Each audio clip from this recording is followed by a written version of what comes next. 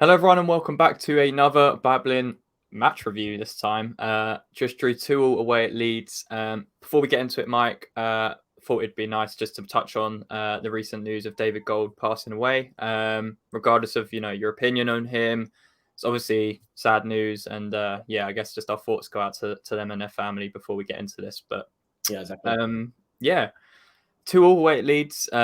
Which stopped our 5-game losing streak. I guess that's the positive to take from it. Come on. But so I guess we'll go through it, kind of analyze what we did well in the match, what we didn't do well, and kind of just get our verdict on how we're gonna move forwards from this, because we did get a point, but we're still very much in that relegation battle. So let's get into the match review itself. So Mike, it started with about 2 minutes on the clock. Aged was forced into a recovery challenge after Kera's pass in midfield, and luckily we had him at the back. That's what we were saying before in our preview. We need pace back there, and he showed it after 2 minutes. Yeah, he's got really good recovery pace anyway, and he's a good reader of the game. Obviously, it was an undercooked pass from Kera, which set the tone a little bit for him. We'll come on to the negatives as we go through, but I'll also want to point out there were some positives in Kera's performance, so we will give some balance to that, but we obviously won't detract away from his errors. But Aged straight away noticed the problem, got across really quickly and covered. I think had we had a Bonner in that situation, we might have struggled because of the pace, but this is something that we've been talking about. Having pace in your back line is so important. And again, showed us exactly why we've been really praying for him to come back as soon as possible. Well, yeah, let's just kind of touch on that as well, because there were a few changes from the match against Brentford. He brought Souček back in, and two of the changes back there were Kera and Aged. But most people didn't expect Kera to be left back in a back four like that. Some people say it might be a back five with Fornals left wing back, or it'll be Aged that's the one that comes across as left back because he's naturally a left-footed player. So what were your thoughts on that? And I guess Kera being left back especially, and do you ever want to see that again? I think the reason he was played at left back was he has more pace than obviously Cresswell. I think he also potentially views him as being more stable defensively than maybe Cresswell and also Emerson. So I can understand that point. My view would be, personally, if you wanted a stable left-sided option, you probably would have gone. I probably would have gone for Johnson, because I think, as he's shown, especially against Lyon last season, he's very adept at playing left back, and I think he very much could have done a job for us in that role as opposed to Kera. I think Kera struggled because everything was on the opposite side, so at times he was caught out. He was also doubled up on a couple of times, and he did tend to struggle in the first half. There was a couple of times where he's caught it out of position, or just kind of caught essentially with a player on his shoulder. And so you can also say that's maybe down to communication of the team as well, and not helping each other out and letting them know where there's trouble. But what I will say for Kera is that he actually helped us in possession as well. He was a lot quicker in passing out from the back and getting the ball into the likes of Fornals, and then also passing it into the likes of Paqueta or Rice. He also helped us press down that left-hand side as well. He was a key kind of point in that press. And anyone who's watched us over the last few weeks will realise we've been awful in our pressing play recently. And it's normally about 16 passes or so before we even do a defensive action. I think you could very easily say that was drastically halved, if not almost down to a quarter of the passes were made than we normally would allow. And he was a key component in that, which helped us in periods actually to kind of stifle Leeds from creating anything. But as a left back, Kera is not obviously the answer. He's not as comfortable on his left foot. He's not going to overlap. So as a short term for one game, maybe, yes, but it's not a position that we should be giving to him when we have two recognised left backs, and also we have Johnson, who is also very good there. So it's a bit of a frustrating unusual pick to go with. I mean, after that kind of opening 2-3 minutes where they had that chance and again recovered, it was pretty flat from kind of both teams. It was very cagey. Not much really happened until about 26 minutes in when they got their first goal, which again came from a throw-in, which we just did not defend. The first one was Kera lost his battle from the original throw. The ball went across into midfield. Somerville eventually picked up the ball. Kind of disguised his pass, which I will give him credit for. It was a nice pass through, but I don't know why Dawson stepped out, and it just allowed Gononto to have a free shot because Dawson's got this really bad habit. We're going to talk about it for both goals in this match. He's got this really bad habit of following the player and following the ball and leaving this massive gap in behind. And if you go back and watch that first goal that Leeds scored, Dawson does exactly that. He gets attracted to the ball, attracted to the player, and then all Somerville has to do is play that reverse pass, and there's a huge gap. Agerd can't, cover that gap. There's like nearly 5 to 10 yards of space. By the time he's doing that, the ball's in the back of the net. So for someone that we praise as being someone really good for like a low block and defending on the edge of our box, he does that an awful lot. And I don't know why it's not been picked up more by, West Ham fans and even Moyes himself. Yeah, it was frustrating. That whole goal was frustrating. Much like against Brentford, we are not switched on at restarts. So when the throw was taken, Kera was more infield than actually on the left. Rodrigo came straight over to that side, and obviously by the time Ayling took the throw, because he took it fairly quickly, he's out of position. So he can't challenge for the header. All he can try and do is to apply pressure because he can't get into position to go for a header. And then when Ngoto is driving across field, we're arguably actually in a decent position because there was a point in that where had Paqueta or even Rice taken a moment to scan, they would have maybe dropped into that backline, dropped in between Agerd and Dawson. Had they done that, they would have nullified the space and then they would have had no option but to gone out wide. But instead, what happened is Paqueta followed on to essentially challenge Ngoto as he was about to kind of pass it on to Somerville and then also go on to close on that space. Rice doesn't then drop in. And as we said, Dawson just he just follows the ball. He closes the space between him and Souček to a level that did not need to be closed. He steps away and out essentially of the back line, and we lose all of that defensive shape. We were in a really nice compact kind of shape, but he moves out.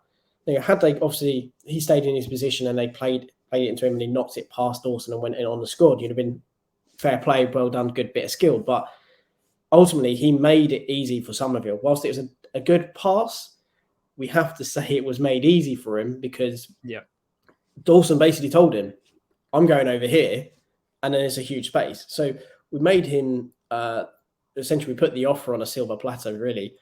And then to compound that, Fabianski doesn't even move for the shot. I know it was a good, hard shot that was low, but he doesn't attempt to stick out a leg, to throw his body down. He just stands there.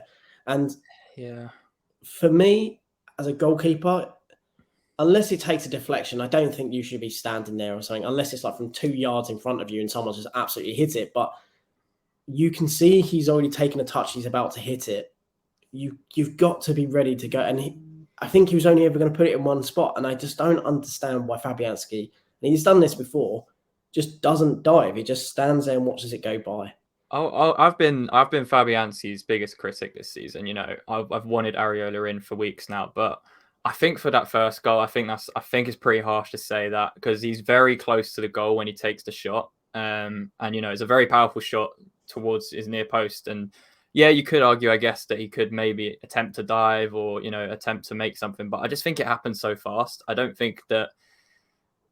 just don't think that many goalkeepers would have saved that, to be honest. And I don't think Areola would have saved that should he have been in goal. The second goal we will come on to. I'll definitely talk about Fabianski for that goal. But for the first one, I'm not entirely sure if he was at fault. I think that's. I wouldn't say he's at fault, but it's the the lack of trying something, even just throwing out a leg. He may not have got to it. He may have even just clipped it so slightly that it hits the post rather than going in. It's just the fact that there was just him watching the ball. I think most goalkeepers would have made an attempt to get down for it in one way or another. Whereas he'd start. And I know it was really quick play, but the goalkeepers in the Premier League are used to very quick play and being very reactive and having good reflexes. Now, if you're not then utilising those reflexes or anticipating and just throwing yourself down, expecting it to go that corner, then you also have the question as to what was you expecting him to do and why haven't you? Just looks like there's inactivity rather than any activity at all. So it's just kind of, that's the problem I have, is that it looked like it was completely inactive as a goalkeeper and passive and just watched the ball go by. Well, we did go 1-0 down, shock. And then once again, we did respond quite well this time. We do tend to respond quite well when we go 1-0 down. For some annoying reason. We've said it since the beginning of this campaign. And yeah, we responded well. And like 10 minutes later, we almost scored. I think it would have been Kufau's first goal for us, actually. And it would have been quite funny because, you know, he's about 45 yards out. Meslier came running out, came out to Kufau. He kind of just attempted to hit it, and it just lobbed over and onto the roof of the net. So yeah, the signs were there. We were building a bit more momentum. And then just before half time, we got the penalty after some nice work. We got it into the box. Bowen came across, got taken out. The ref, I don't know how or why he did not see that as a penalty in real time. I thought originally he just gave advantage because Fornals had the ball, but you watch the replay, he didn't. He just didn't think that was a foul. Two things to talk about with this. One, let's talk about the chance before the penalty with Fornals, and then we'll talk about Paqueta's penalty after that to make it 1-1. So Fornals originally in that build-up, like I mentioned, the ball came across to him and he had pretty much a one-on-one to slot it home, and the penalty wouldn't have even mattered. Is that what frustrates most West Ham fans with Fornals? We know what he's got, we know his ability, we know his work rate, but it's just that clinicalness in front of goal. It's just not there for him. Yeah, but let's go back further, right? Because if we're going to talk about the ugly, let's talk about the good that he did in that move, because we wouldn't have got that chance if he wouldn't have also made his first action in that entire move. So obviously Souček, I think it's just a kind of, he ends up going up for a header, ends up coming back, and then he has two Leeds players in front and he kind of pokes it through. Now, it's kind of an aimless poke, but he kind of just tapped it in a direction of where Fornals was and Scamacca. I think he was aiming for Scamacca, but Fornals then very quickly, and is so alive to the situation, gets ahead and just taps it without, just into the path of Scamacca, which all of a sudden then means that we've beaten three players that were all onto the ball for Leeds, and then actually put us in a 3-on-2. So we had Scamacca in the left channel, we had Paqueta, and we had Bowen all bursting towards the box. So we actually created a 3-on-2 from actually pushing up fairly high, being quite aggressive, and just, again, a bit of luck in the sense of the pass from Souček, but then a bit of guile and creativity from Fornals to which to fashion even the 3-on-2. So we have to acknowledge that whilst that miss was bad, which we'll get to, his first involvement ensured that we had a breakaway chance. Without that involvement, that we wouldn't have had that chance in any case whatsoever. And then obviously the pass across the area was really well done by Scamacca, really smart pass. Obviously bypassed Paqueta, and then obviously Bowen is cleared out, absolutely cleared out. Like you say, how the ref missed it, I don't know.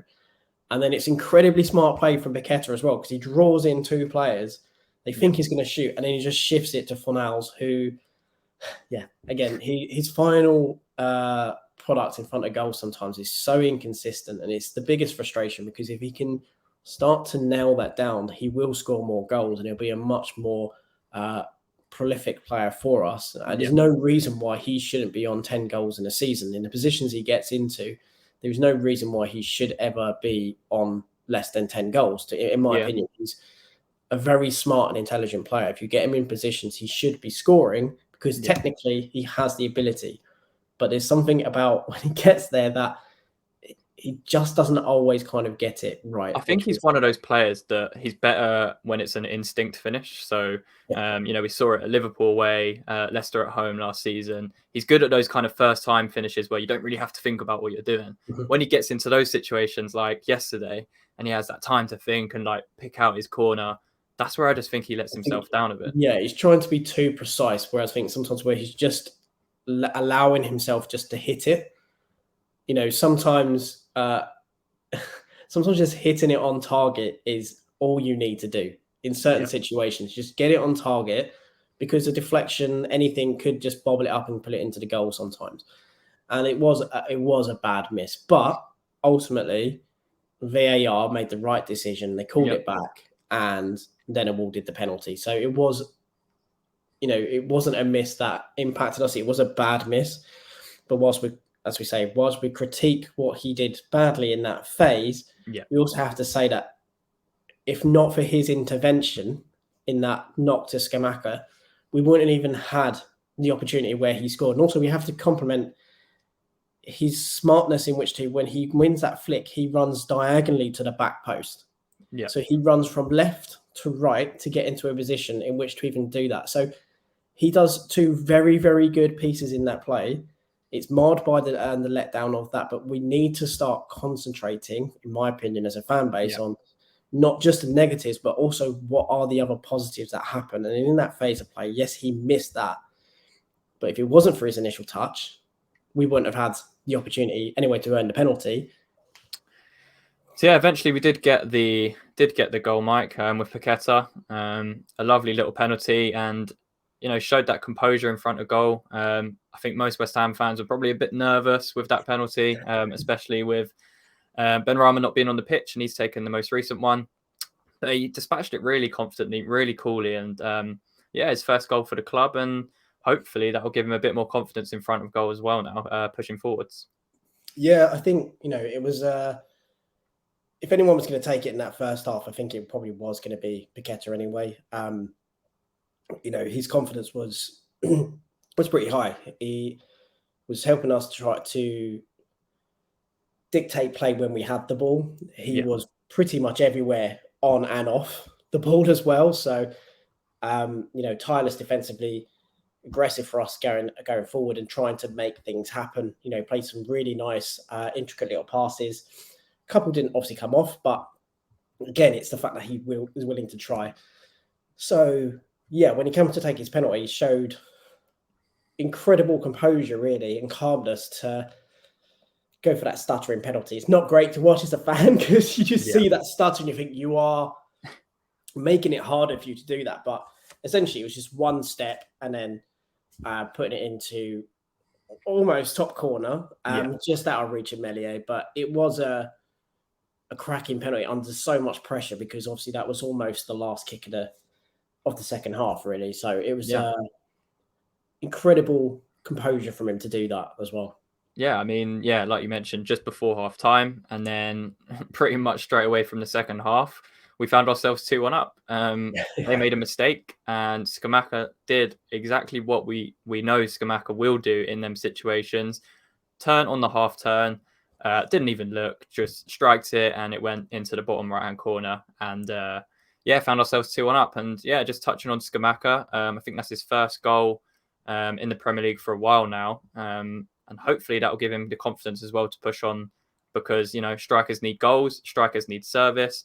Granted, this one wasn't really, something we created ourselves and we were kind of gifted it from Leeds, but to finish like that outside the box, not easy thing to do. And he made it look very, very easy.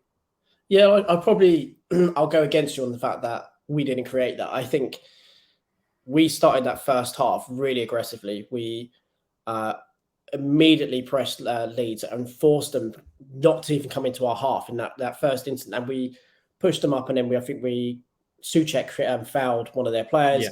And it was directly from that free kick where they passed it into Aronson. But again, he was pressed so quickly and so aggressively that he just passed it back because he didn't want to take the ball under pressure. So he just tried to pass it back. And then obviously Scamacca picks up the ball, really good body feint to then open himself up, and then beautifully curled. And considering how far out that was, to get that much pace, to hit it that low, and it always looks even better when it hits the post and then goes in. But I would say that actually we did fashion that goal because we put them under pressure immediately from that second half, and it unsettled them to cause that error. I think whilst it wasn't, a special bit of play or a pass or something, I think ultimately our aggression in pressing them did in turn cause that goal. And I can see what you're saying with that because, we, like you mentioned, from that foul, the first foul was Souček pressing and almost won the ball. And then the second time around, Souček then goes and presses again. But I think that second time where he passed it back, I just think it's a misplaced pass. I don't think it was like completely hurried press because Souček was still a couple yards away from him. And then the misplaced pass happened. So I think, yes, we have to, recognize that we did press them, and that's a good thing. And that's definitely what turned over the ball in that aspect. But also, it's also a mistake from Leeds. It wasn't a mistake. There's no denying it. I think it's sometimes I think when we think about a mistake or a misplaced pass like that, we think, oh, that's the mistake of the individual, as opposed to that's a mistake that has been forced. Now, yes, he misplaced it, but he misplaced it based on the fact that I think he was the player caught initially by Souček in that foul.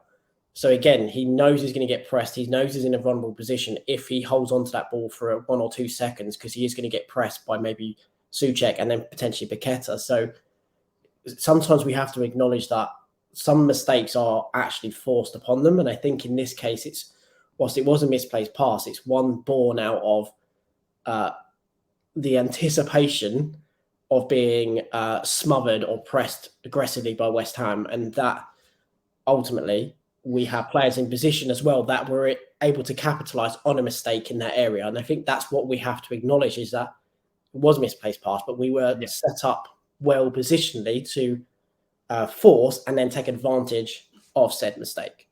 Yeah, I mean, from that moment forward, we did have the lead, and you could tell it was getting a bit tense. It was getting a bit fiery between the players. To be fair to us, we were battling very hard. Every player on the pitch really was putting in a shift, and you could tell that they cared. You could tell that they wanted to win that match a lot. And about half an hour to go, there is a challenge on Kufal on the right hand side, which actually made him come off in the end by Somerville. It was just a little bit before that with Kufal where he kind of blocked Somerville off, didn't get the foul.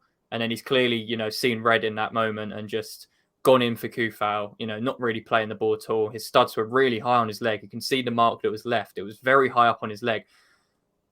Conveniently, when I was watching the match, I couldn't really see it on the replays, but the commentator was saying like, oh, you see this replay, look how high up he is. But they weren't showing that to the fans. So I haven't actually seen that angle, but from what you could kind of see, and the result from his leg, the blood coming down his leg.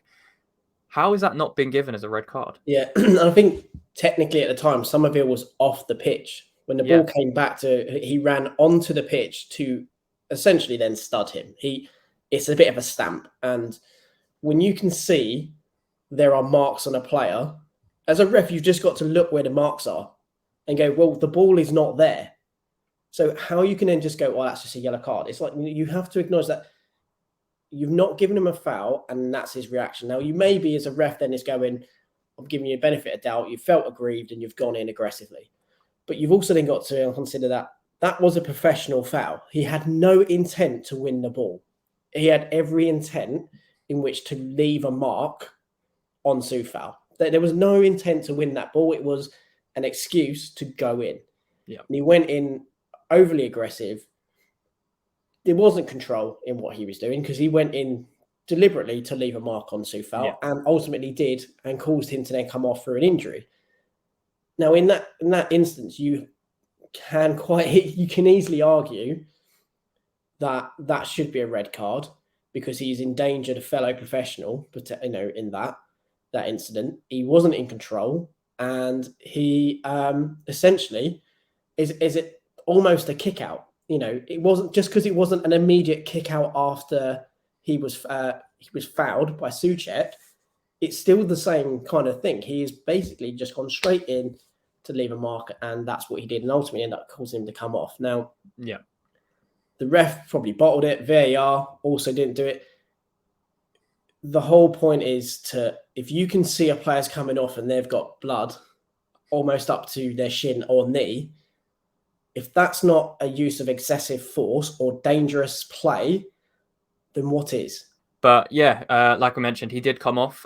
We made two subs. Kufal came off and Cresswell came on, and also Skamaka came off, which was a bit surprising, but to most fans, it kind of made sense as well because he was probably tiring and Antonio up front, fresh legs. But 3 minutes after we made that sub, we found ourselves level again, 2-2. Again, I'm sick of saying it, but it came from a throw-in, and it just developed into what it developed. Paqueta came out to press the ball. They found a nice pocket of space behind him. Rice didn't cover it in time. Couldn't make the foul because he would have given away a free kick. They play a nice 1-2 on the edge of the box. And Rodrigo, again, turns into the space that Dawson has left by running into that area where the ball was. And this time the finish was not as good as the first finish. There was a lot of time for Fabianski to react to it, and he didn't. And 2-2 again. What did you make of that one, Mike? So, I think when we say it was 3 minutes after the subs as well, I think that it sounds like a big piece of time. But again, when we consider actually when the ball was in play, that 3 minutes, a lot of that time the ball was out of play. And effectively, we took a throw in. It went to the other side of the pitch, and then it went out, and then they took one. But again, as we say, at restarts, we are not awake. We're not aware of what's going on. And much like the first goal, same thing happened. Harrison was now sitting in that CAM position, sitting directly behind Paqueta and Rice. Neither one of them were close enough to him. But again, this is all because we allowed them to get the ball. We wasn't switched on. We wasn't ready. First goes to Taylor. I think it's Taylor in midfield. He then obviously plays it into Harrison, who is then obviously running straight in our defence. Rice, in hindsight, probably should have just done the foul. I don't think he was on a card. He probably should have just took him out. But he didn't. And again, that's not his fault. He arguably made the right decision. But the problem was, once again, is that Dawson is drawn to the ball for reasons only Dawson will know. Because if you're going to get drawn, then be sprinting out to him, be making an effort to get to that ball, sprint out. But he's just kind of jogging and tracking along, but creating this massive space. He's not calling for now Kera to drop behind him. You then have to question, well, what is Cresswell doing communication-wise to Aged? Because Rodrigo is on his shoulder, he's on his blind side. So where is the communication in that backline? Who is organising and saying how we should be managing that? No one seems to be talking to each other, and no one really seems to be doing any particular job in that one. Aged is protecting his space. He's got a man behind him. When the ball is passed, he's expecting, if you look at his body shape, he's expecting the ball to go behind or the player to take the ball in behind. But then, obviously, Rodrigo can see the back of him. He can see the space left by Dawson, and he just bursts into that space. So again, is completely done by not really the pass as such, but by the fact that Rodrigo's on his blind side. He's not been told, you can assume he's not being told that he is there by Cresswell. And Dawson has just gone for walkies. He's just absolutely, again, stepped out the back line. And let's not forget, this is something that Diop got massively pulled apart for last season and seasons are gone. But Dawson has done it, and barely a peep. From people who were also stating Dawson should be above Diop regardless. And last season, 100% correct, should have been. But he's now making those same mistakes that Issa Diop did. But there's less conversation around it. And the truth of the matter is, he shouldn't play the next game. He's made a couple of mistakes recently. And really, to be honest, until Zuma's back, it should be Ogbonna and Aged. I think he won't. Once Zuma's back, he won't play. That's the short story. But I think we need a leader in that back line. And Dawson's very good at throwing himself in front of things. But I think when there's a lot of movement in and around, he gets attracted too much to the ball, which is what we saw. And I think Ogbonna is more, he operates in his spaces and commands that back line. And him stepping out was just really it was suicidal. It's the thing that people moan about Issa Diop and really called him out for last season, and he did it. And then when Rodrigo gets through, Fabianski his feet are all over the place. He's not set. He's not ready. He also has this really annoying process of whenever if you watch Fabianski closely, before a shot, he likes to jump, do a little kind of spring on his toes. And then he'll go. So he'll actually jump first and then go.